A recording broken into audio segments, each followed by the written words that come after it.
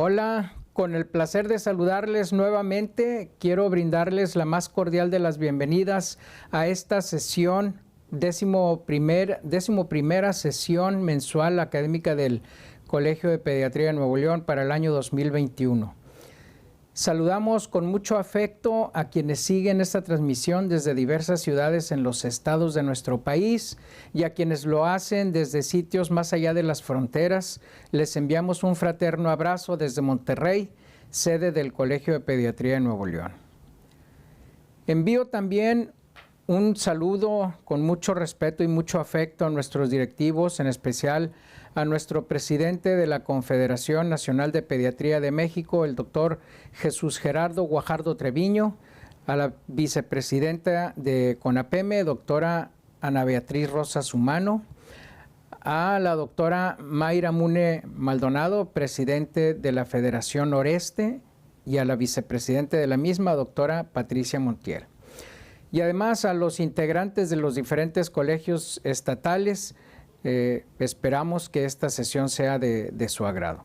Quiero dar paso a algunos avisos importantes. Respecto a la inscripción al colegio y cuota de anualidad, continuamos con las cuotas reducidas de anualidad para que quienes deseen regularizarse y estar al corriente lo hagan en a la cuenta del colegio que está apareciendo ahorita en pantalla. Se puede hacer directamente pagando en ventanilla en el banco, puede hacerse el pago directamente en las oficinas de nuestro colegio, en el Centro Médico Hidalgo, o a través de transferencia bancaria. En otro tema, hace algunas semanas se les envió a los socios mediante correo electrónico la convocatoria a registrarse a quien así lo considerara como candidato para la elección de vicepresidente para el ejercicio 2022-2023. Y les comento que, habiendo seguido el proceso según los estatutos de nuestro colegio, cumplió todos los requisitos y por lo tanto quedó debidamente registrada como candidata la doctora María Dolores Ruiz Pedraza. Y además ya está siendo enviado mediante correo electrónico también la liga del formulario en el que podremos ejercer el voto, y el resultado de esta elección se dará a conocer en la siguiente sesión del Colegio de Pediatría, que será el tercer jueves del próximo mes, el día 16 de diciembre. Y posteriormente se tomará protesta en la sesión solemne que se realizará el próximo viernes 17 de diciembre, en la que también tendremos nuestro convivio de fin de año. Esto será el reinicio de nuestras sesiones presenciales que tanta falta nos hacen. Está planeada esta sesión presencial, en donde será también la ceremonia de cambio de mesa directiva en sesión solemne del colegio. Quienes gusten asistir, el costo seguirá siendo el mismo del año pasado, es decir, 500 pesos por persona. En esta ocasión, pues va a ser una logística muy diferente, ya que la sesión académica será un día antes, en la misma versión que esta, es decir, a través de la plataforma de Zoom. Espero tener una muy buena convivencia después de largos meses de sesiones no presenciales. Para esta noche quiero agradecer a AstraZeneca su valiosa colaboración en la realización de esta sesión, en la que una vez más se ve fructificado el esfuerzo de los miembros de cada uno de los integrantes de la mesa directiva que me honro en presidir. el esmero inagotable para mantener vigente a nuestro colegio en su labor principal, que es la educación médica continua, con un enfoque clínico científico de muy alta calidad. El tema de esta noche versa sobre aspectos muy importantes que debemos de tener siempre en mente en nuestra práctica diaria y se titula Terapia nebulizada, para lo que es un gusto enorme para mí presentarles a una excelente expositora del tema, a quien agradezco su participación. Ella es la doctora Marta Elvia Martínez Hernández, quien es alergóloga e inmunóloga pediatra. Ella obtuvo su título de médico cirujano y partero en la Facultad de Medicina de la Universidad Autónoma de Nuevo León. Realizó su especialidad de pediatría en el Hospital Universitario de la Universidad Autónoma de Nuevo León, aquí en Monterrey. Posteriormente, cursó la especialidad de alergia e inmunología clínica en el Centro Regional de Alergia e Inmunología Clínica del Hospital Universitario de la Universidad Autónoma de Nuevo León. Ella es miembro activo del Colegio Mexicano de Pediatras Especialistas en Inmunología Clínica y Alergias. Es socia del Colegio Mexicano de Inmunología Clínica y Alergias, miembro activo del Colegio de Alergias e Inmunología Clínica de Nuevo León, mismo que presidió en el 2013 y 2014. Es miembro activo del Colegio de Pediatría de Nuevo León. Doctora Marta Elvia Martínez, le agradezco mucho haya aceptado la invitación a participar, a continuar participando muy activamente con nuestro programa de educación médica continua. Y le dejo cámara y micrófono, doctora, para su presentación. Adelante. Muchas gracias. Antes que nada, buenas noches. Gracias, doctor Alcalá, y al Colegio de Pediatría por la invitación a participar en la sesión esta correspondiente al mes de noviembre. Es para mí todo un placer. Y bueno, con un tema que, como comentaba con el doctor Alcalá, pues muy interesante para estos tiempos que ya se nos avecinan, los cambios climáticos y cada vez un mayor número de procesos infecciosos y exacerbaciones de los procesos alérgicos. El tema que me invitaron a compartir con ustedes esta noche es el de terapia nebulizada. Trataremos de hacer un repaso breve, pero muy conciso de los puntos y aspectos más prácticos en relación a este tipo o opción de tratamiento en los pacientes con asma. Sabemos que la vía inhalada es la vía de elección para la mayoría de la administración de los fármacos en enfermedades pulmonares crónicas como asma, EPOC y fibrosis quística. ¿Por qué? Porque con esto aseguramos que el fármaco llegue a donde queremos que actúe, requiriendo una menor dosis, un menor tiempo para el inicio de acción y una menor absorción sistémica o biodisponibilidad, lo cual pues, nos dará menos efectos secundarios sistémicos al tener una menor biodisponibilidad. Sin embargo, podemos decir que como desventajas, pues como lo vamos a ver en el transcurso de la plática o la presentación, pues no todos los dispositivos podrán ser aptos para todos los tipos de pacientes y que es requisito indispensable que el personal de salud o nosotros como médicos estemos bien capacitados y familiarizados con todos y cada uno de los dispositivos para poder seleccionar el dispositivo más ideal para cada paciente de acuerdo a sus características y que a su vez podamos capacitar adecuadamente a los pacientes, revisando siempre que la técnica de inhalación sea la correcta, con la finalidad de tener un mejor aprovechamiento del fármaco y una mayor probabilidad de éxito en el tratamiento.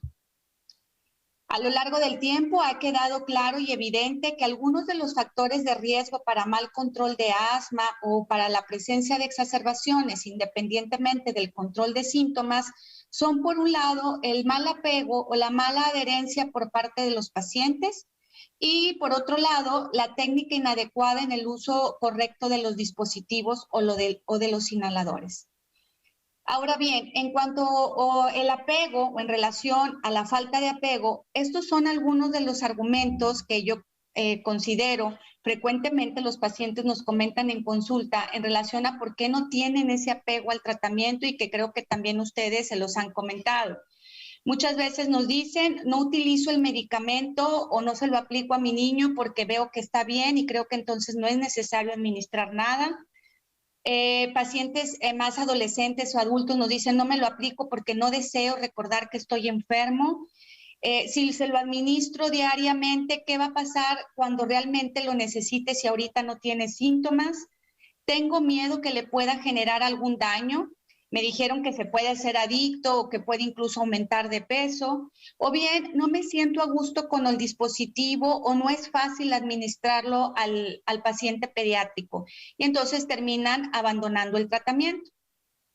En este punto, pues es muy importante hacerle entender a nuestros pacientes y hacerles ver que el asma es una enfermedad inflamatoria crónica de la vía aérea con múltiples exacerbaciones, donde no basta con solamente aplicar salbutamol cada que el paciente tenga una crisis, sino que al igual que el resto de las enfermedades crónicas, requerimos un tratamiento de control.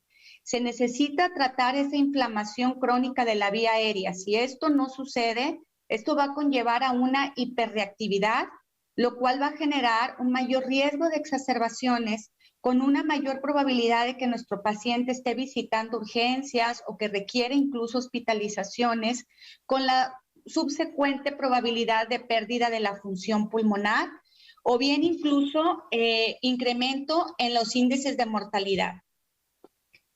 Ahora bien, en cuanto al tratamiento en los pacientes adolescentes, sabemos que el tratamiento de las enfermedades crónicas en general es muy complicado y esto no es la excepción en los pacientes con asma, donde como podemos ver en este estudio, se hizo, el cual fue realizado en la Universidad de Queen Mary de Londres, se analizó 10 años de comentarios de los foros de internet de pacientes adolescentes con asma para saber cuáles eran algunos de los factores que contribuían a la falta de apego a los dispositivos o inhaladores, encontrándose que algunos de ellos eran la mala técnica, es decir, los pacientes no utilizaban de manera correcta sus dispositivos, no había entonces un adecuado aprovechamiento del fármaco, lo cual llevaba a que tuvieran un mal control y al no ver un éxito en el tratamiento, pues terminaban por abandonarlo. El otro factor importante era falta de participación por parte de los padres o supervisión en cuanto al tratamiento que los adolescentes llevaban. Otro era que no se sentían a gusto con las características de los inhaladores que estaban utilizando. No habían sido tomados en cuenta al momento de seleccionar al dispositivo y entonces no estaban cómodos con el uso de ese dispositivo.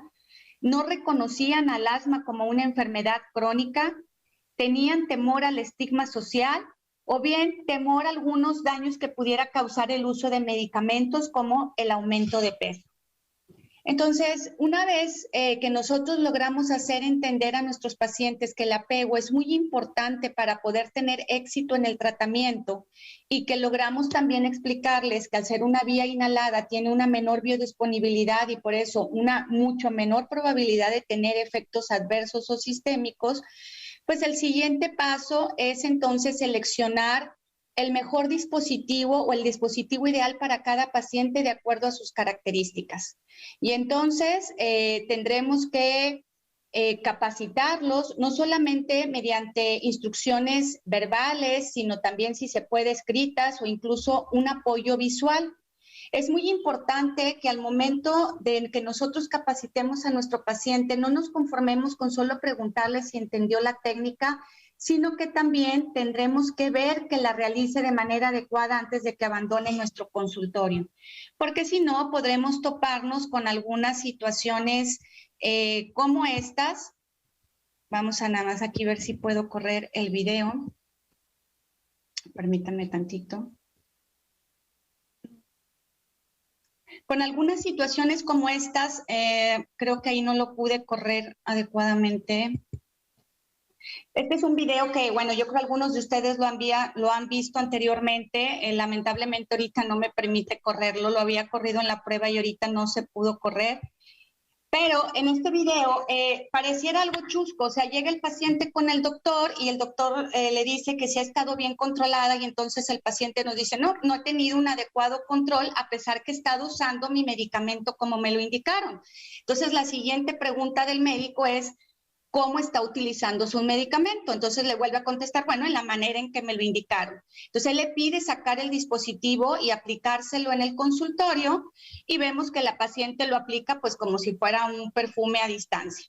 Y esto realmente, aunque parezca chusco, es algo que frecuentemente pasa en la consulta. Realmente nos hemos topado con errores tan sencillos como el no quitar el tapón del inhalador dosis medida o incluso nebulizar medicamentos que no eran indicados administrados por vía nebulizada, sino con otro tipo de dispositivo. Entonces es muy importante asegurarnos que no solamente teóricamente hayan entendido la técnica, sino que sean capaces de replicar esa técnica en nuestro consultorio. Este problema no solamente lo vemos en los pacientes, sino también es algo que pasa con el personal de salud o incluso el personal médico, tal como lo podemos ver en estos estudios. En el primer estudio, de un total de 1,640 voluntarios, únicamente 9% de los pacientes, 15% de las enfermeras, 28% de los médicos utilizaron de forma correcta el dispositivo, a pesar de que en teoría ellos ya habían sido capacitados. En este otro estudio podemos ver cómo de un total de 1,313 pacientes, el 84.23 presentaba algún error en la técnica de inhalación. Esto a pesar de que el 96.27% había recibido una información previa de cómo utilizarlo. En esta otra revisión sistémica de la literatura se revisaron 55 publicaciones con un total de 6,304 profesionales de la salud, donde se pudo observar que solamente del todo el total de médicos o personal de salud que se analizaron, el 15.5% realizaba una técnica correcta, a pesar de que en teoría todos ellos sabían cómo utilizar los dispositivos. Al momento de revisar la técnica en cada uno de ellos, se encontró que los errores más comunes eran en los inhaladores dosis medida y los inhaladores de polvo seco. ¿Cuáles eran estos errores? No sacar el aire antes de la inhalación o no hacer la pausa posinspiratoria. Por otro lado, en los de dosis medida, otro de los errores que se encontró fue la falta de coordinación, mientras que en los inhaladores de polvo seco, la mala preparación del dispositivo previo a su utilización. Queda claro y evidente que el suministro, que la técnica de inhalación subóptima va a conducir siempre a un suministro inadecuado del medicamento, a un mal control de la enfermedad y por ende a un incremento en el número de exacerbaciones. En este otro estudio que les presento en la parte inferior de la pantalla, podemos observar cómo el porcentaje de pacientes con técnica óptima de inhalación incrementó después de un entrenamiento adecuado, de un 24 a un 79%, lo cual se correlacionó con un mejor control en los pacientes con asma. Otro punto que es muy importante considerar es la satisfacción del inhalador por parte del paciente, ya que esto generará un mayor apego y un menor número de exacerbaciones. Como podemos ver en esta gráfica, el que el paciente se encuentre a gusto con el dispositivo que está utilizando, que lo hagamos partícipe al momento de seleccionar el dispositivo ideal, o sea, si tenemos más de una opción, con cuál opción él se siente más seguro o con cuál opción la mami se siente más segura administrar el medicamento al paciente pediátrico, pues esto se relaciona directamente proporcional con un mayor apego y pues obviamente con un mayor éxito en el tratamiento y menor número de exacerbaciones. Ahora bien, cuando hablamos de aerosol, ¿a qué nos referimos? Pues es la suspensión de partículas sólidas o líquidas en un gas. Los aerosoles pueden ser dispensados por cualquiera de estos dispositivos, ya sea inhaladores dosis medida, inhaladores de polvo seco o nebulizadores. Los aerosoles se dividen dependiendo del tamaño de la partícula y forma que presentan en monodispersos, cuando todas las partículas que lo contienen son de forma y tamaño semejante, o heterodispersos si la forma y tamaño es diferente. Algo que es importante también considerar es que la mayoría de los dispositivos nos van a generar aerosoles heterodispersos, es decir, con forma y tamaño diferente de sus partículas. El diámetro de masa media aerodinámica es el tamaño en el cual el 50% de las partículas está por arriba de ese tamaño y el otro 50% por debajo de ese tamaño. En términos prácticos, esto correspondería a la mediana. Ahora bien, alguna terminología que es importante conocer es a qué nos referimos cuando hablamos de dosis nominal. Dosis nominal es la cantidad del fármaco que se emplea en cada activación de un dispositivo o de un inhalador, mientras que la dosis emitida es la dosis que logra ser expulsada fuera del dispositivo en forma de aerosol una vez que se activa el inhalador. La dosis inhalada, por otro lado, es la cantidad del fármaco que el paciente logra introducir en su organismo. La dosis de vía alta es la dosis que ingresa o la cantidad de fármaco que ingresa en el organismo, pero que se queda impactada en la vía aérea superior, careciendo de un efecto terapéutico, y es una dosis que la mayor parte de ella termina siendo deglutida, como lo vamos a ver más adelante. Por otro lado, el depósito total de un medicamento es la cantidad de partículas inspiradas que se entregan a la vía aérea, tanto superior como inferior.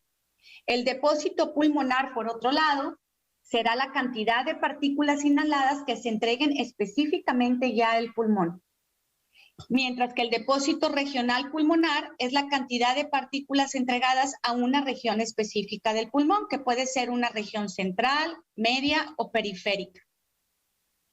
Ahora bien, algo que también es muy importante considerar con el uso de los dispositivos es que el depósito pulmonar que llegamos a alcanzar puede ir desde un 10 hasta un 60%. Esto es dependiendo del dispositivo que utilicemos, considerando que es la técnica adecuada de inhalación.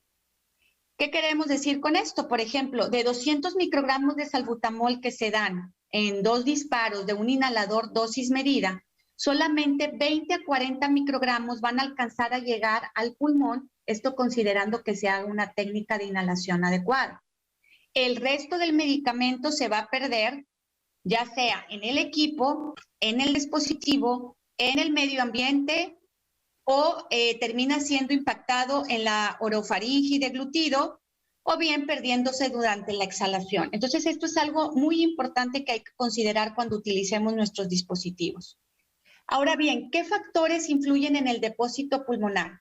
Pueden ser factores propios del dispositivo, factores asociados al medicamento o propios del paciente. En cuanto a factores dependientes del dispositivo, sabemos que el depósito pulmonar será diferente dependiendo el tipo de dispositivo y el tamaño de partículas que estos generen.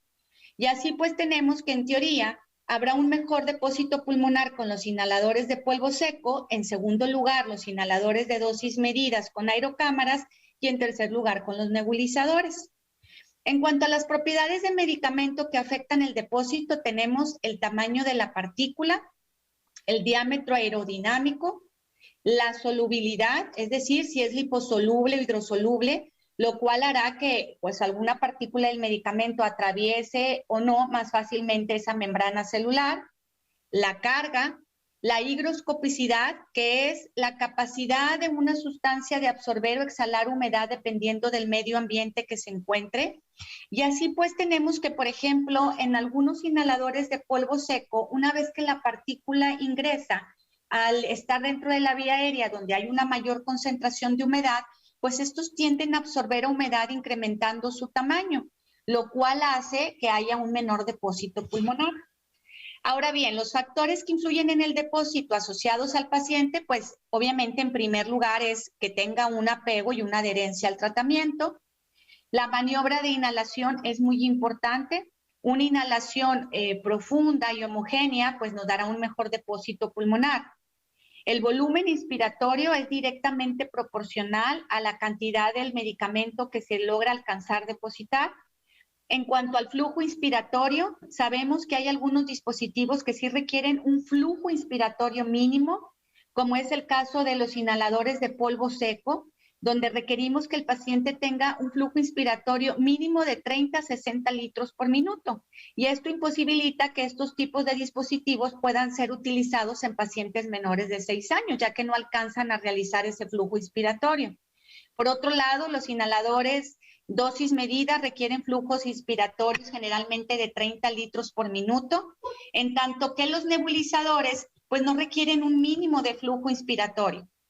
Otro aspecto en la maniobra de inhalación es la pausa postinspiratoria, lo cual incrementa el depósito por sedimentación favorecido por la gravedad.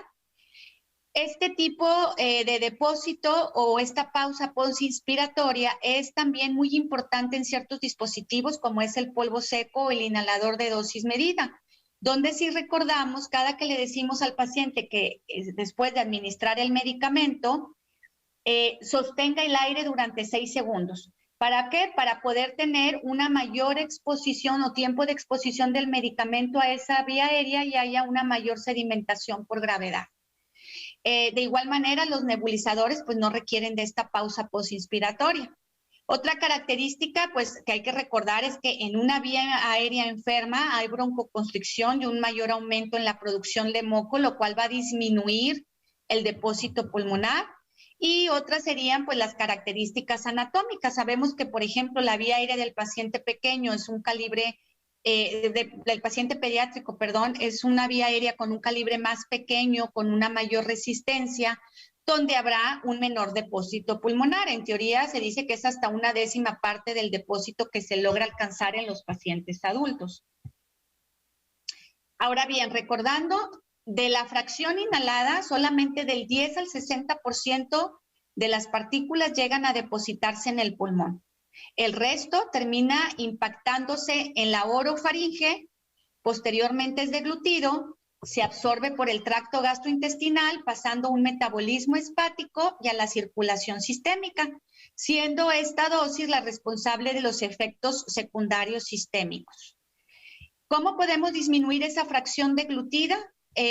Pues haciendo enjuague de nuestra boca posterior a la aplicación del medicamento, y en el caso de administrar inhaladores de dosis medida, que se apliquen con espaciadores o aerocámaras que disminuyan el impacto de la partícula en la orofaringe.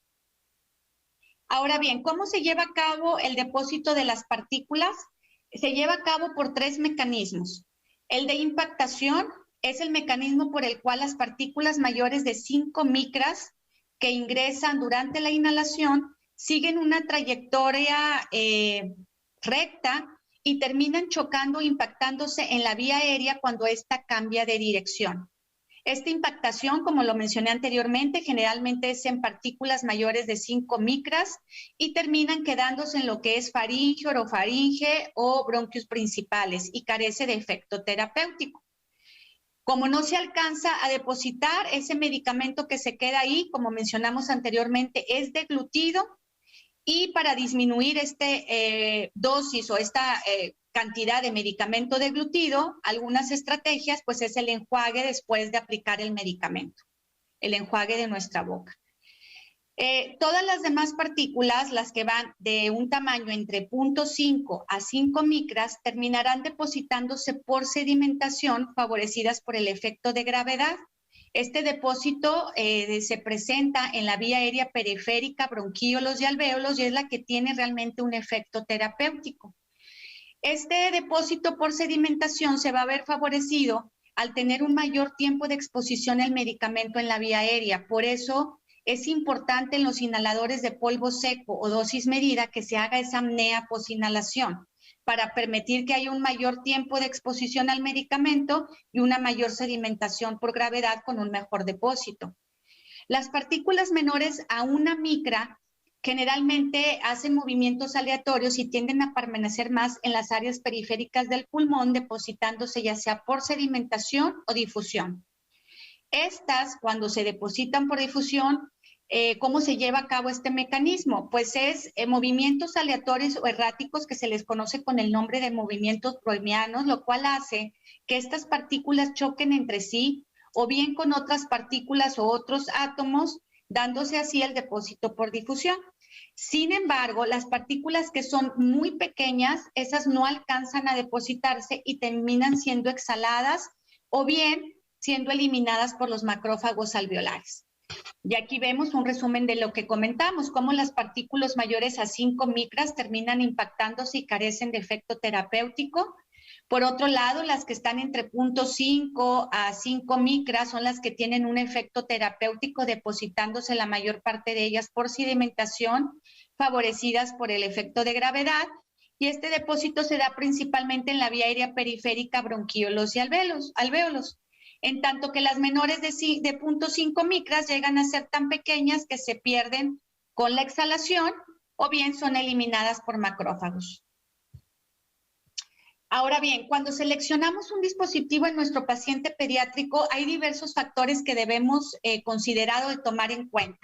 Hay que recordar que las frecuencias respiratorias son más rápidas y variables en los pacientes pediátricos que en comparación con los adultos. Su calibre de la vía aérea es más pequeño. Manejan bajos flujos inspiratorios. Hay una alta resistencia en las vías aéreas y un menor depósito pulmonar. Recordar que su respiración es predominantemente nasal, manejan volúmenes tidales pequeños y generalmente no cooperan, lo cual hace que pues no puedan realizar una apnea post-inhalación o que puedan sujetar una boquilla si son menores de 4 años. Otro factor a considerar es que en el caso del uso de mascarillas, pues no siempre las aceptan de la manera más contenta y que a veces pueden estar llorando durante el momento de la administración del medicamento. Ahora bien, los dispositivos con los que contamos para administrar la aerosoloterapia o los aerosoles o nuestro tratamiento son estos que se dividen en 4 grupos principales: inhaladores de dosis medida, inhaladores de polvo seco, vapor suave y nebulizaciones. Algo que es importante considerar al momento de seleccionar el dispositivo, decíamos, bueno, las características del paciente, es decir, la edad, los flujos inspiratorios que maneja, el estado de conciencia, si no tiene problemas motrices, que entienda adecuadamente la técnica y que no solo eso, sino que también puede ejecutarlo de manera correcta. Que el medicamento y que el dispositivo estén al alcance del paciente, o sea, que lo pueda ubicar fácilmente en el lugar donde vive, pero que también esté al alcance económico del paciente.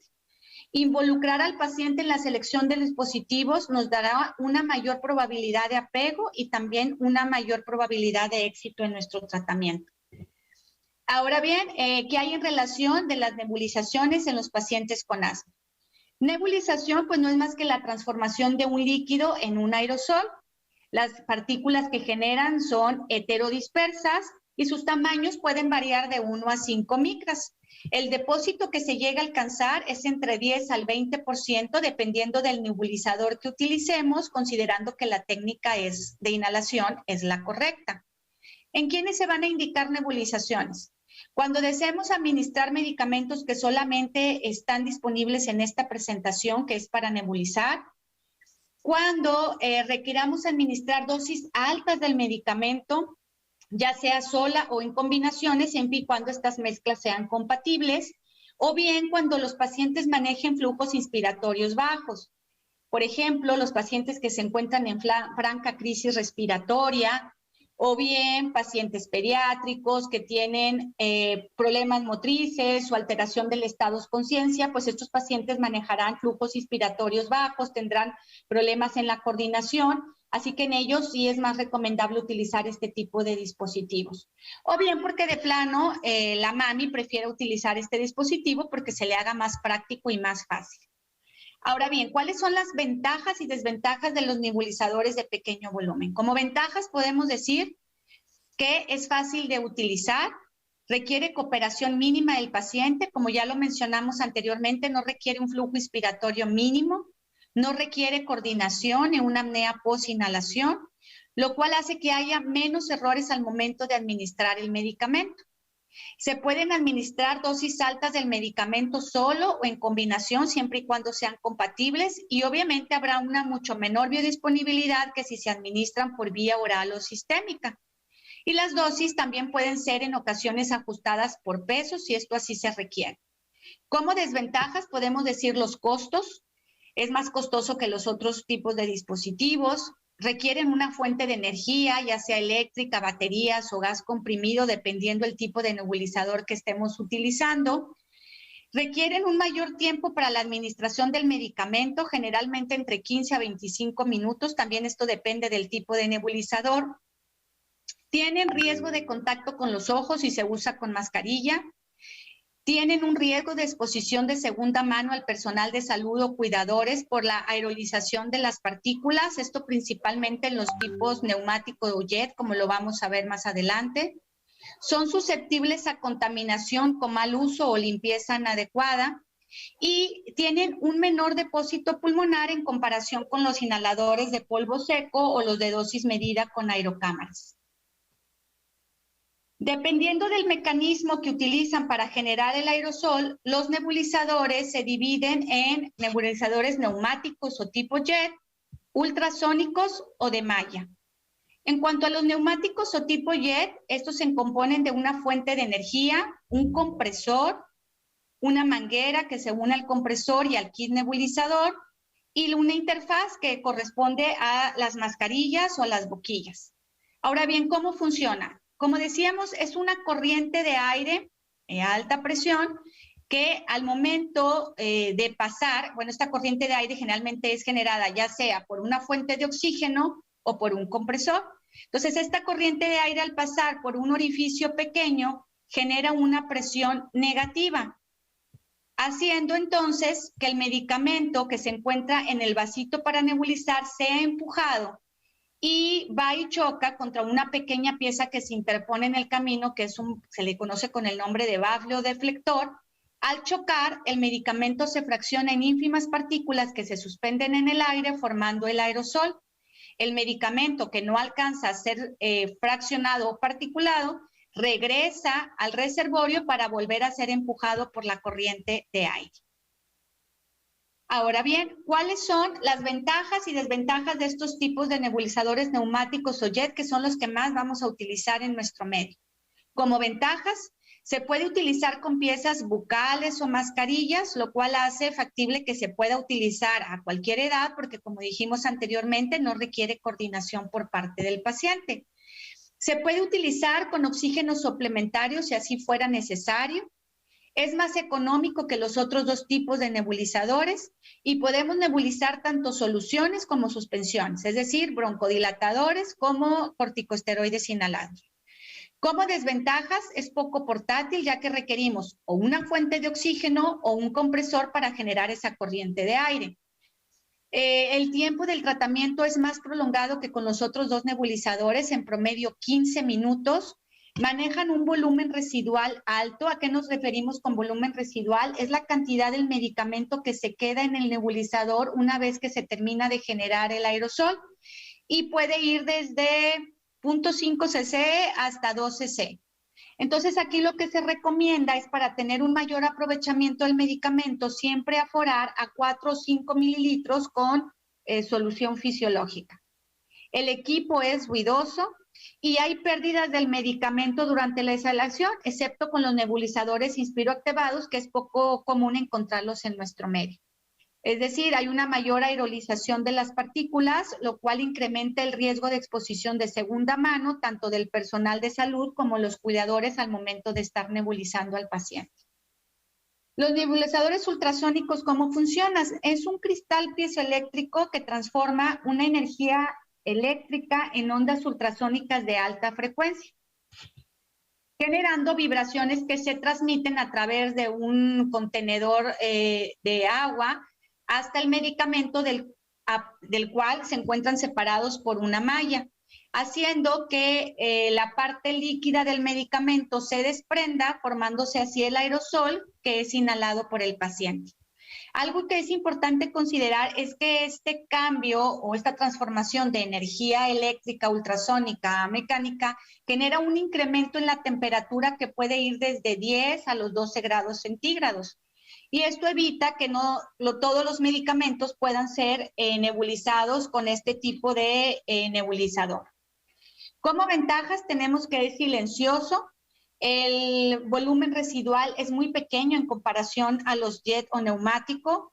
La entrega del medicamento es más rápida, lo cual hace que el tiempo de nebulización sea más breve y no hay pérdida de medicamento durante la exhalación. Como desventajas, es costoso. Puede haber irritación de la vía aérea con algunos medicamentos y como ya dijimos, como tiende a incrementar la temperatura de los medicamentos, sí se pueden nebulizar soluciones, pero no suspensiones. Es decir, podemos utilizar salbutamol o medicamentos de rescate, pero no se recomienda nebulizar corticosteroides inhalados, ya que puede alterar el medicamento y haciendo que no tenga un adecuado funcionamiento.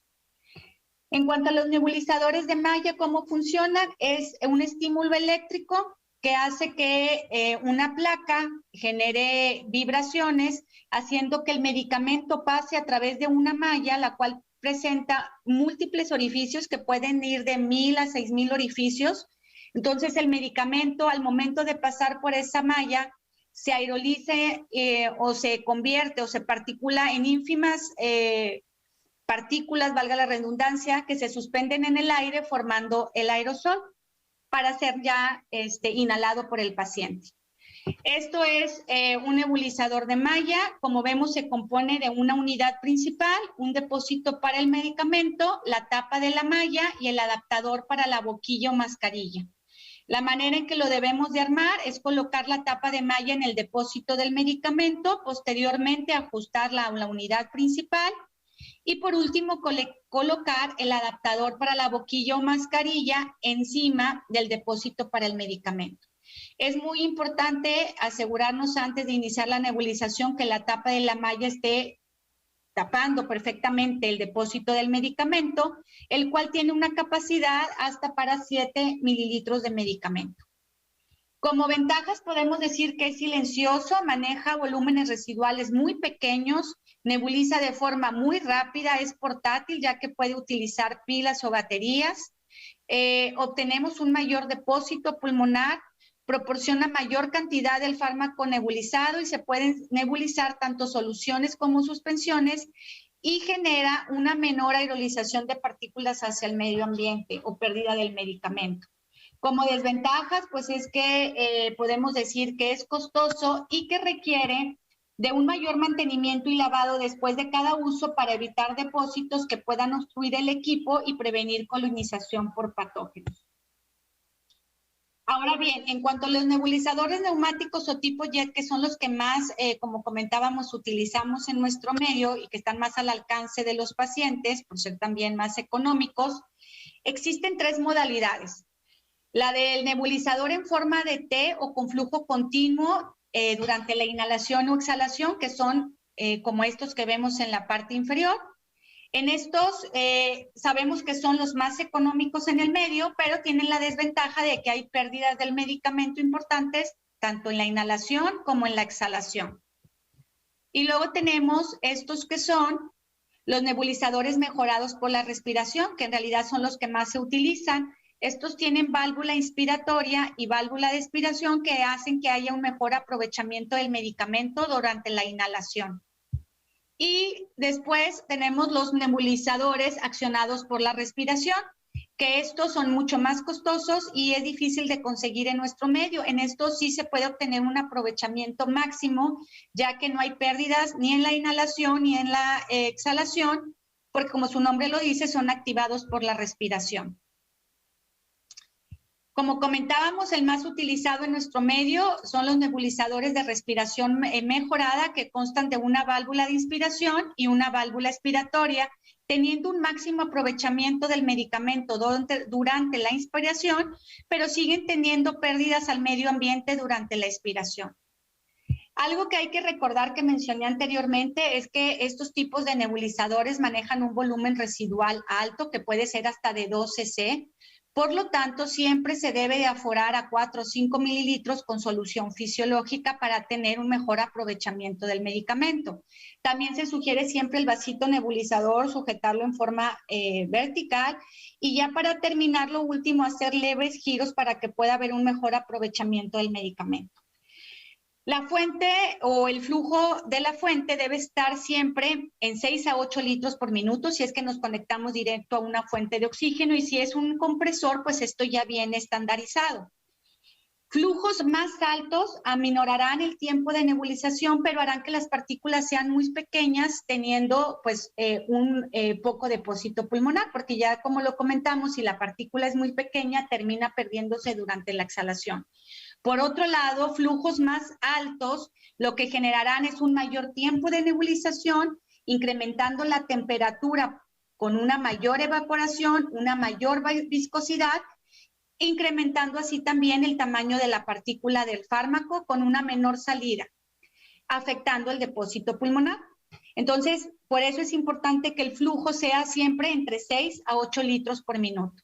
En cuanto a la densidad del gas, a mayor densidad hay menor producción de aerosol y un mayor tamaño de la partícula que también afecta nuestro depósito pulmonar.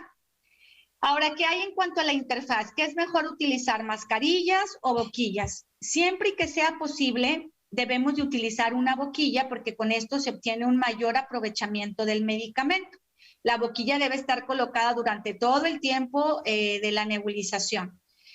Con esto hacemos, como decíamos, 1, que haya un mejor depósito, 2, se evita pérdida del medicamento al medio ambiente y también hay un menor depósito facial o una menor exposición de nuestros ojos al medicamento.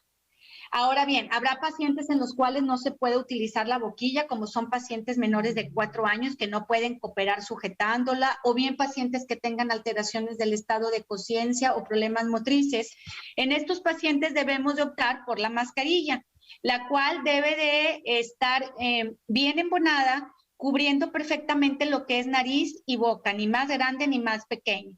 ¿Para qué? Para evitar que no haya exposición del medicamento a los ojos y que haya una menor pérdida del medicamento hacia el medio ambiente con un mejor aprovechamiento del fármaco. Este tipo de dispositivos que les pongo en la parte superior, que es la técnica blow-by, no se recomienda porque se ha visto que la cantidad de medicamento que se llega a perder es excesiva, hasta un 85%, y el depósito que llegan a alcanzar es muy, muy pequeño.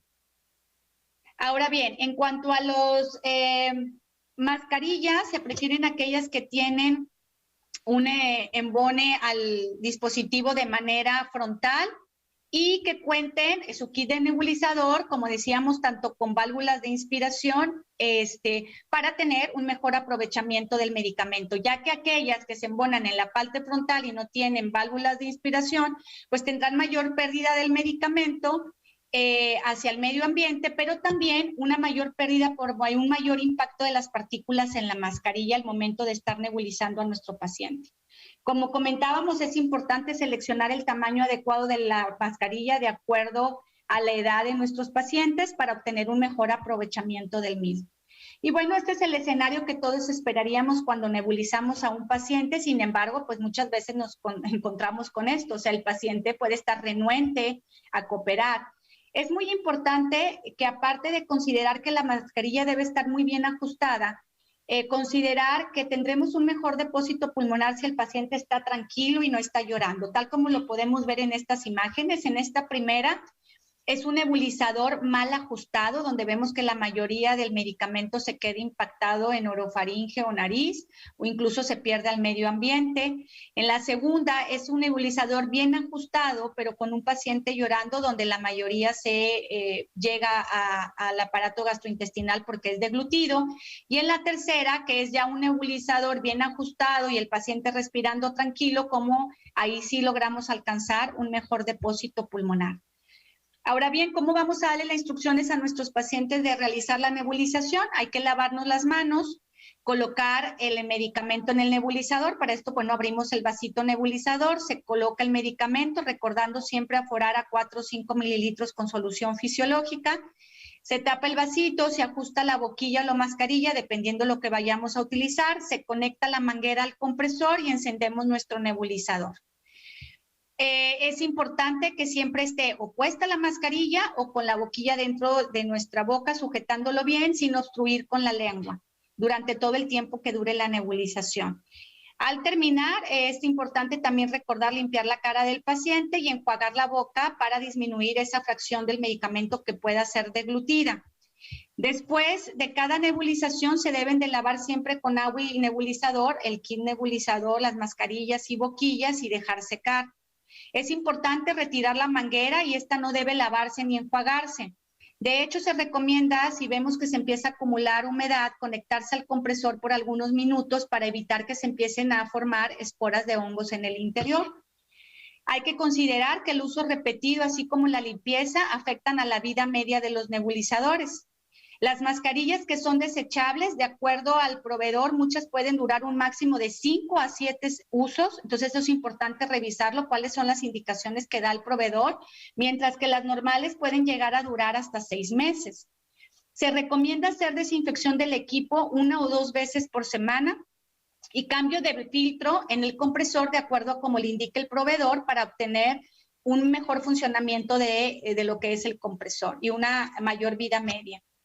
En cuanto a la desinfección, comentábamos que se sugiere hacer 1 o 2 veces por semana, puede ser por métodos de calor, siempre y cuando el equipo tolere temperaturas altas, más de 80 grados centígrados sin dañarse, y que el proveedor así lo recomiende. Si no, la desinfección deberá ser a través de métodos fríos o por desinfección química. Los métodos de calor que utilizamos es servir o introducir al microondas las partes del nebulizador por 5 minutos, o bien lavar en una lavavajillas siempre y cuando la máquina alcance una temperatura mayor a 70 grados centígrados durante 30 minutos, o utilizando un esterilizador eléctrico de vapor. Los métodos fríos pueden incluir sumergir el kit nebulizador por 3 minutos en una dilución de cloro de 1 a 50, sumergir por 5 minutos en 70% de alcohol isopropílico o por 30 minutos en 3% de peróxido de hidrógeno, 20 minutos en glutaldehído al 2% o por 1 hora en una parte de vinagre blanco y 3 partes de agua, que generalmente esto es lo que más se utiliza porque está más también al alcance del paciente. Después de este método frío, hay que enjuagar muy bien todas las partes del nebulizador, sacudir el exceso de agua, dejar secar y guardar en una bolsa seca y limpia. Ahora bien, aquí les presento una tabla, que esta tabla la podemos encontrar en el Consenso 2020 en terapia nebulizada en México, donde aparecen los diferentes medicamentos con los que contamos en la actualidad para su presentación para nebulizar. Medicamentos como la alfa-dornasa, la colistina, la tobramicina, el bromuro dipratropio, salbutamol, budesonida, fluticasona, cromoglicato, soluciones salinas hipertónicas y bromuro de ipratropio y salbutamol. ¿Qué hay en relación del tratamiento de los pacientes con asma? Pues contamos con corticosteroides inhalados para el control de la enfermedad, así como también medicamentos de rescate que sería el salbutamol o salbutamol y bromuro de ipratropio para el tratamiento de las crisis. La budesonida y la fluticasona son los corticosteroides inhalados con los que contamos para presentación en nebulizar. La budesonida viene en una presentación de 0.125 y 0.200 miligramos por mililitro, viene en caja de 5 ampolletas y cada ampolleta tiene 2 mililitros. Es un medicamento que es fotosensible, por lo que hay que indicarle a nuestro paciente que una vez abierto el envase, sí se puede almacenar hasta por 12 horas lo que sobre de la ampolleta a una temperatura ambiente, pero guardándola en lo que es la bolsita metálica, ya que como dijimos es fotosensible. La dosis inicial recomendada para mayores de 1 año es de 0.250 a 0.500 miligramos en 1 o 2 dosis al día, y de mantenimiento 0.250 a 2 miligramos, dosis total diaria dividida en 1 o 2 dosis al día. En cuanto a la fluticasona, la presentación es de 0.5 miligramos en 2 mililitros, viene en caja con 10 ampolletas. Es también fotosensible, sí requiere refrigeración para el sobrante que nos haya quedado en la ampolleta y también debe de guardarse o protegerse de la luz. Entonces es importante darle esta recomendación al paciente. La dosis para pacientes de 4 a 16 años es 1 miligramo hasta 2 veces al día. En cuanto a los medicamentos de rescate con los que contamos, está el salbutamol, que viene en un frasco de 10 mililitros con una presentación de 5 miligramos por mililitro. Como lo mencionamos anteriormente, pues este es la primera elección en el tratamiento de las crisis de asma. Este también es fotosensible, abierto el frasco puede durar hasta 1 mes a temperatura menor de 25 grados centígrados. La dosis ponderal es de 0.15 miligramos por kilo por dosis, que en una crisis se pueden administrar cada 15 minutos durante la primera hora y revalorar. Después de eso se puede continuar con nebulizaciones cada 4 a 6 horas si el paciente así lo requiriera. Las guías australianas 2019 para el tratamiento de las crisis en pacientes pediátricos nos marcan estas dosis. Para pacientes menores de 6 años, 2.5 miligramos o 0.5 mililitros, y para mayores de 6 años, 1 mililitro cada 15 minutos, diluido en no más de 5 mililitros de solución fisiológica con un flujo de 6 a 8 litros por minuto en 1 hora y revalorar. Posterior a esto, se pueden continuar nebulizaciones cada 4 a 6 horas. En cuanto al bromuro de ipratropio y salbutamol, la presentación es 0.5 miligramos de bromuro de ipratropio y 2.5 miligramos de salbutamol en 2.5 mililitros. Ahora bien, algo que es muy, muy importante es que además de ser fotosensible, no contiene conservadores. Entonces, lo que quede en la ampolleta se debe de desechar, no se puede guardar y no se puede combinar con otros medicamentos, o no se debe combinar con otros medicamentos al momento de estar aplicando la nebulización. Las dosis puede ser esta que encontramos aquí, que de 2 a 12 años, 3 gotas por kilo por dosis, cada 15 minutos durante la primera hora, o en mayores de 12 años, un vial completo cada 15 minutos durante la primera hora, y continuar nebulizando cada 6 a 8 horas si fuera necesario. En las guías australianas, estas son las dosis que aparecen para menores de 2 años, 0.25 o 0.5 miligramos, es decir, media hasta una ampolleta completa cada 15 a 20 minutos durante 1 hora. Y para mayores de 6 años, incluso consideran ya la ampolleta completa cada 20 minutos por 3 o 4 dosis, y que se puede continuar nebulizando cada 6 a 8 horas si fuera necesario. En cuanto a la terapia nebulizada con SABA, ¿qué podemos concluir? Pues que el salbutamol es el medicamento de elección para el tratamiento de las crisis. Se recomienda agregar bromuro de ipratropio en crisis moderadas a severas para disminuir el riesgo de hospitalizaciones.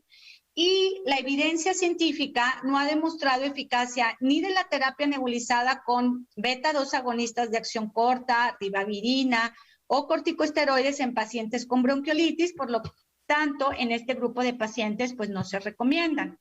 En cuanto a los corticosteroides inhalados en asma, sabemos que para el control pues es una terapia muy efectiva, pero ¿qué hay en relación a las crisis de asma?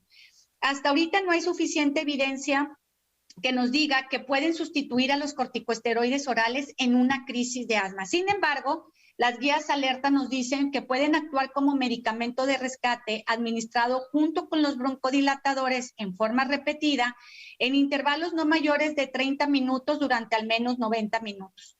Estos producen un incremento en la función pulmonar precoz o rápida, sobre todo la budesonida en 1 o 2 horas, y una reducción en el índice de hospitalizaciones, por lo que recomiendan su empleo en pacientes con crisis severas o graves que no mejoran con un tratamiento inicial. Sin embargo, aclaran que no sustituyen el uso de glucocorticoides por vía sistémica.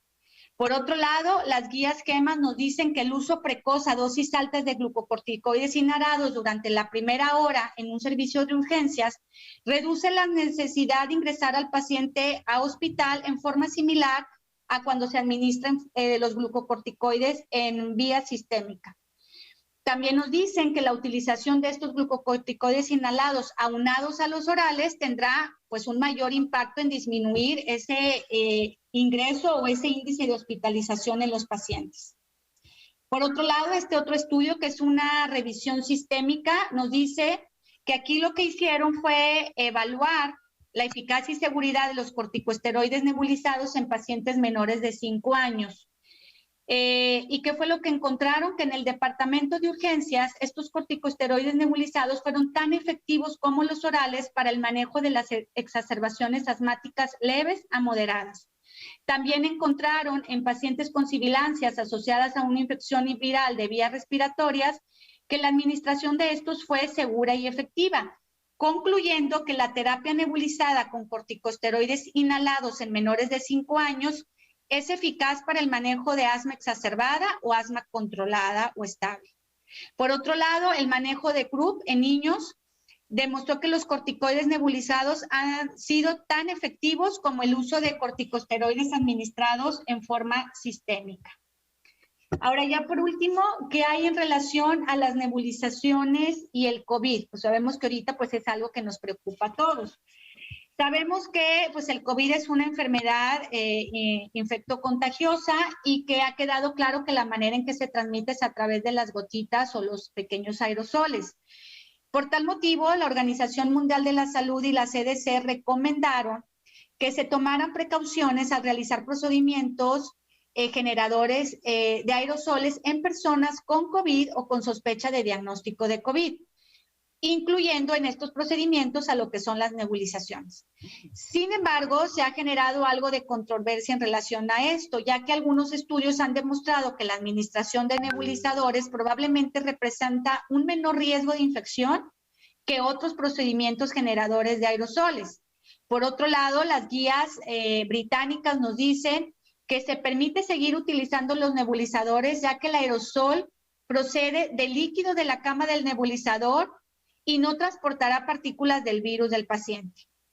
Aún con esos pocos estudios que hay, la recomendación sigue siendo minimizar el uso de nebulizadores en la medida que sea posible. Si tenemos que utilizarlo, pues deberemos optar por un nebulizador de malla que va a tener una menor aerolización de partículas o menor pérdida del medicamento hacia el medio ambiente. Es importante evitar su uso en el consultorio. Si se va a utilizar en un área hospitalaria, pues el paciente debe de estar con su nebulizador muy bien colocado, ya sea con su boquilla o su mascarilla ajustando perfectamente, como decíamos, si se puede que sea de malla, y el personal médico con un adecuado equipo de protección. En el caso que se utilice en casa, pues deberá el paciente hacerlo en una habitación que esté bien ventilada, para evitar que pues, las partículas puedan quedarse en el medio ambiente y disminuir el riesgo de contagios.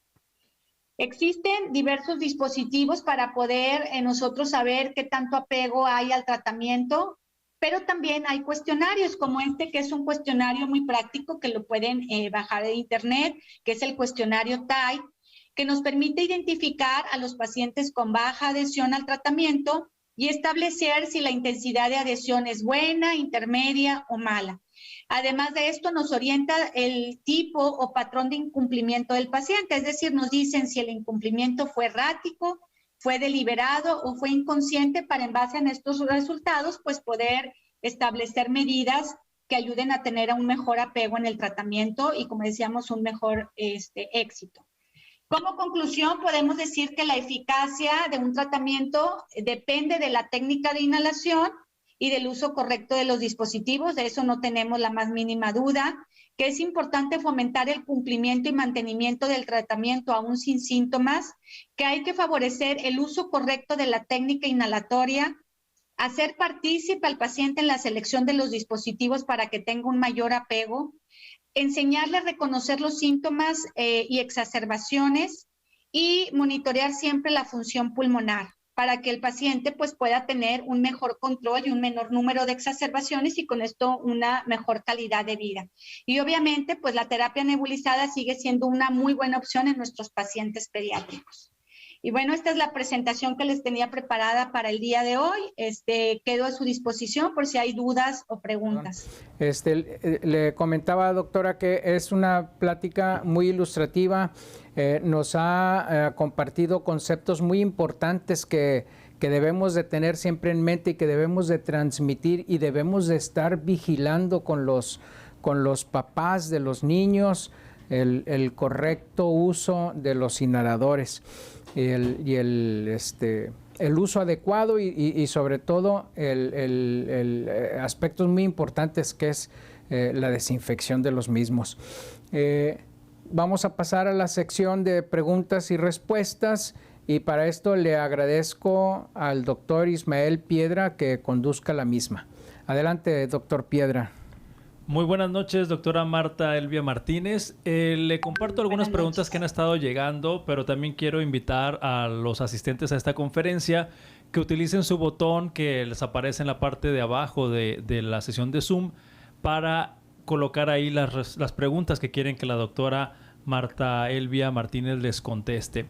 Y quisiera empezar con la primera pregunta, doctora. Es relacionado a la experiencia que se tiene de la eficacia de nebulizar con solución fisiológica tradicional versus solución fisiológica hipertónica.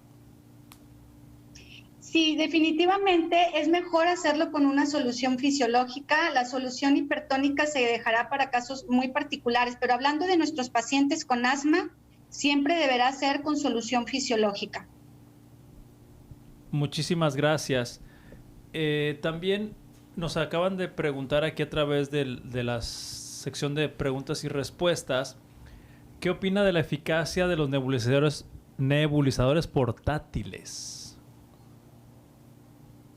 Bueno, no sé si en portátiles se refiere a los de malla, que en cierta medida se pueden decir que son portátiles porque pues tienen pilas, y decíamos que estos pues sí llegan a ser muy eficaces. El único problema es que es más costoso que los otros dos tipos de nebulizadores, pero evidentemente si el paciente puede adquirirlos, esa sería la mejor manera de nebulizar a nuestro paciente, porque tiene un volumen residual muy pequeño, nebuliza muy rápido, y pues no necesitamos estar conectados a una fuente de oxígeno, y es un dispositivo que lo podemos traer prácticamente para todos lados. El otro inconveniente que decíamos es el mantenimiento que se le debe de dar, y hay que tener mucho cuidado de no tocar la malla, porque eso disminuye la vida media o podría afectar el mecanismo y que no tenga ya después un adecuado funcionamiento, ¿no? Muchas gracias. La siguiente pregunta está relacionada al manejo de los dispositivos para administrar terapias inhaladas. En este caso, recuerdo que usted nos planteó la forma de desinfectar los nebulizadores. Sin embargo, preguntan aquí, ¿cómo se desinfecta o cada cuánto se recomienda desinfectar una aerocámara o un espaciador? Las aerocámaras espaciadores también se recomienda que después de cada uso, ahí lo que hay que hacer sí es lavarlas con agua y jabón y dejarlas secar.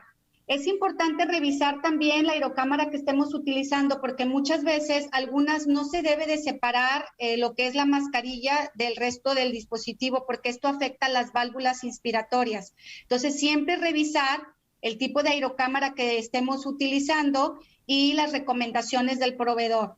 Otra situación es que, como recordamos, muchas de estas aerocámaras son de plástico, y en mamis que luego de repente son muy obsesivas, conforme vamos utilizando el medicamento se va formando una capita en el interior que hace que se vea más opaco, y a veces pues introducen hasta cepillos para poder quitar esa capita.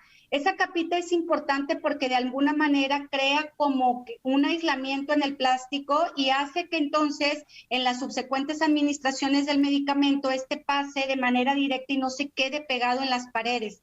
De hecho, cuando es la primera vez que vamos a utilizar una aerocámara, se recomienda que para disminuir un poquito ese mecanismo electrostático se lave con agua y detergente, o que se tape y se den 3 o 4 disparos para que se haga esa pequeña película alrededor. Entonces, ahí pues básicamente lo único que se recomienda es eso, el lavado con agua y jabón y dejar secar. Y que obviamente también son de uso personal, porque también nos tocan que pues en la familia hay 2, 3 hermanitos, y que pues para la mami por cuestiones económicas a veces nos dice, bueno, se puede compartir, pues no, eso es de uso personal. Gracias. Hace un momentito usted estaba haciendo algunas recomendaciones sobre las propiedades de tanto los broncodilatadores como de algunos esteroides nebulizados. Preguntan aquí que si es seguro combinar el ipratropium con salbutamol en el mismo recipiente de nebulizador con un esteroide. No, lo ideal es que se haga primero la nebulización con el bromuro de ipratropio y salbutamol y posteriormente con el corticosteroide. En eso sí es importante que no se combinen. Los otros tipos de esteroides generalmente sí se pueden administrar de manera conjunta, pero en este caso en particular no. Y la otra cosa importante también con este medicamento es que, como decíamos, porque es algo que yo veo que muy frecuentemente lo hacen, lo que sobra en la ampolleta lo guardan, y como no tiene conservadores, eso tampoco se puede guardar. Muchas gracias. La experiencia que tiene usted con la nebulización de N-acetilcisteína para fluidificar las secreciones.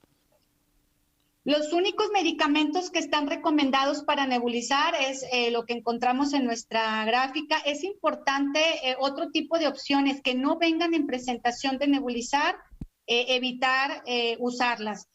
Como antibióticos, furosemida, incluso a veces esteroides que son sistémicos, IV, que a veces se administraban también de manera nebulizada. No, es importante que consideremos que solamente los que están aprobados y vienen como tal de presentación para nebulizar son los únicos que podremos manejar de esta manera. Otra pregunta relacionada a la manipulación y manejo adecuado de los nebulizadores. Mencionó algo relacionado a que las mangueras van acumulando cierta humedad al nebulizar en un nebulizador tipo jet normal. ¿Cada cuánto se recomienda cambiar las mangueras? Porque mencionó sobre las mascarillas, pero las mangueras. Generalmente las mangueras duran más o menos en promedio 6 meses, que es lo que viene en el kit nebulizador, pero también es importante estar vigilando. O sea, si vemos ya esa manguerita un poquito pegajosita o que se empezó a crear humedad, pues obviamente si es necesario hay que cambiarla antes. Una manera de aumentar la vida media de la manguera, decíamos, es también después de las nebulizaciones y vemos que quedaron algunos residuos de líquido, conectarla al compresor y dejarla funcionar para algunos minutos para que no se vaya acumulando la humedad. Y pues esta nunca se debe de mojar ni tampoco pues poner a hervir, ¿no? Muchas gracias. Nos platican aquí también una situación de medicamentos. ¿Cómo se debe administrar idealmente la alfa-dornasa? ¿Diluida o no? ¿Con aire o con oxígenos? Así es como viene la pregunta. Yo no tengo mucha experiencia con ese tipo de medicamentos. La verdad es que como alergóloga, pues lo que más manejamos nosotros es la cuestión de corticosteroides inhalados y medicamentos de rescate. Pero en la tabla que vimos, que les presenté por ahí del consenso de 2020, aparece cómo la alfa-dornasa puede ser compatible y con cuáles medicamentos sí y con cuáles medicamentos no. Que de acuerdo a lo que nos marca el consenso, ahí nos dice claramente en este artículo que me parece que es muy completo y que agradezco porque, pues bueno, hacía falta una literatura como esta. Vemos cómo aquí la alfa-dornasa puede ser compatible con algunos medicamentos, sin embargo, con otros nos lo marca como incompatible, lo cual significa que no se pueden poner en el nebulizador al mismo tiempo. Muchas gracias. Y creo que en esa misma tabla, yo creo que no viene, pero viene la pregunta que nos hacen a través del chat, que para nebulizar adrenalina no racémica, ¿sería directa o con solución salina? Para el que es la otra pregunta. Sí. Ajá. Pues la indicada para nebulizar sería la adrenalina racémica solamente. Adrenalina no racémica. Y aquí no aparece, incluso no viene como la adrenalina racémica, no es algo que aparece en la tabla. Pero es algo que utilizamos en pacientes con CRUD y sí viene indicado para nebulizar. Muchísimas gracias, doctora, por su tiempo, por sus respuestas. Creo que hasta ahorita son todas las preguntas que nos han llegado y cedo los micrófonos al doctor Luis Gerardo Alcalá para concluir el evento. Pues muchas gracias, doctora. Yo quiero transmitirle todos los comentarios, que son bastantes y muy buenos, además de felicitaciones, porque ha sido una plática, como comenté, muy ilustrativa, y estamos recibiendo a través del chat felicitaciones para usted desde Matehuala, de Oaxaca, de Veracruz, de Monclova, de Sinaloa, en fin, de muchas ciudades. Incluso tenemos un comentario de una persona que está siguiendo esta transmisión desde Nueva York. Doctora, pues nosotros le agradecemos mucho. Tenemos este diploma, tenemos transmisión. Tenemos este diploma, doctora, para su constancia de participación en nuestro programa de educación médica continua, que se lo haremos llegar a su oficina. Le agradecemos mucho, doctora, agradecemos mucho a AstraZeneca la colaboración y yo les reitero a todos los socios que quieran asistir, reiniciaremos nuestras sesiones presenciales el próximo mes en la cena, en la sesión de fin de año, en la que estaremos, además de la posada navideña, será la sesión solemne con la ceremonia de cambio de mesa directiva. Esperamos que se animen muchos a asistir. Es un salón en el cual se tienen todas las medidas necesarias de protección contra el COVID. Es importante que llevemos nuestro cubrebocas, el uso de alcohol gel y mantendremos la sana distancia. Tenemos un salón con las dimensiones adecuadas. Muy bien, pues doctora, nuevamente muchas gracias y a todos los socios que tengan muy buenas noches.